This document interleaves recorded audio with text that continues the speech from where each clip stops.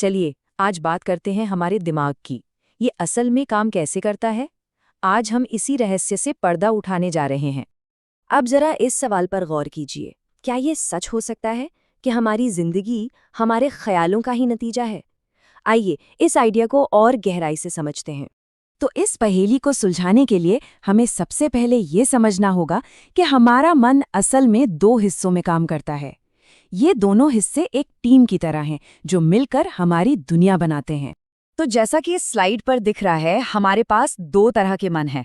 पहला है चेतन मन, ये सोचता है, तर्क करता है और फैसले लेता है। और दूसरा है अवचेतन मन, जो हमारी भावनाओं और क्रिएटिविटी का घर है। अब होता ये है कि जब हम कोई ख्याल बार बार सोचते हैं तो वो धीरे धीरे हमारे चेतन मन से निकलकर अवचेतन मन में अपनी जगह बना लेता है। तो अब जब हम मन के इन दो हिस्सों को समझ गए हैं, तो चलिए उस नियम को जानते हैं जो इन दोनों को जोड़ता है। और यकीन मानिए, ये नियम सब कुछ बदल सकता है। ये नियम ना बड़ा सीधा सा है। सोचिए कि आपका जो अवचेतन मन है वो एक उपजाऊ जमीन की तरह है, एक बगीचा। अब आप उसमें जो भी बीज डालेंगे, चाहे वो कामयाबी का हो या नाकामी का, वो तो उगेगा ही उगेगा। उसे सही और गलत में कोई फर्क पता नहीं होता। देखिए ये काम कैसे करता है। पहला कदम, एक विचार जो बार बार सोचा जाता है। दूसरा कदम, आपका अवचेतन मन उसे सच मान लेता है। और बस तीसरा कदम, वो उसे हकीकत में बदलने के लिए काम पर लग जाता है। कितना सिंपल है ना? और ये सब ऑटोमेटिक होता है। और सबसे कमाल की बात तो ये है कि ये शक्ति पूरी तरह से न्यूट्रल है। इसे अच्छे बुरे से कोई मतलब नहीं।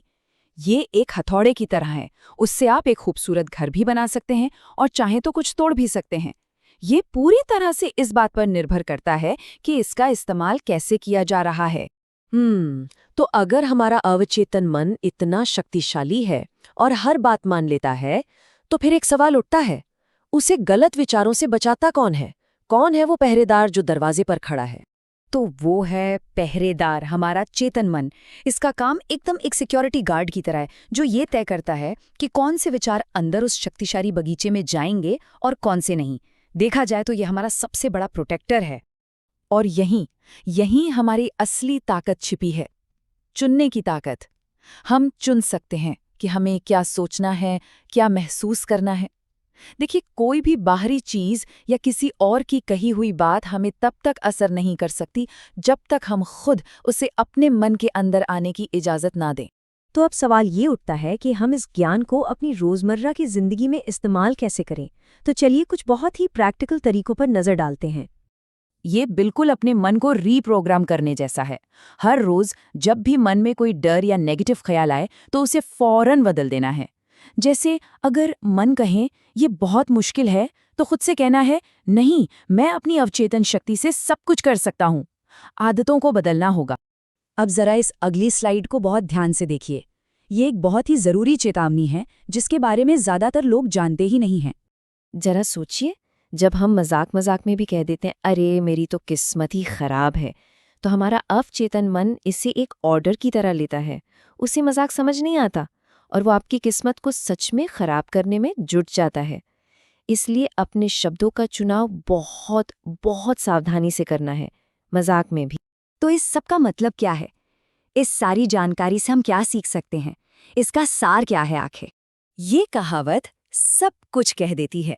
हम अपनी जिंदगी के जहाज के कप्तान हैं और हमारे विचार और विश्वास ही वो पतवार हैं जो हमें हमारी मंजिल तक ले जाएंगे। दिशा हमें ही तय करनी है। तो आखिर में बस ये याद रखना है, हम जो भी सच मानते हैं, जिसे बार बार महसूस करते हैं, वही हमारी हकीकत बन जाता है।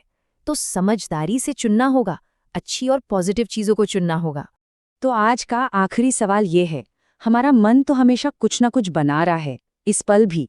आज हम जो सोच रहे हैं उससे कल क्या बनाने जा रहे हैं, इसका जवाब पूरी तरह से हमारे ही पास है।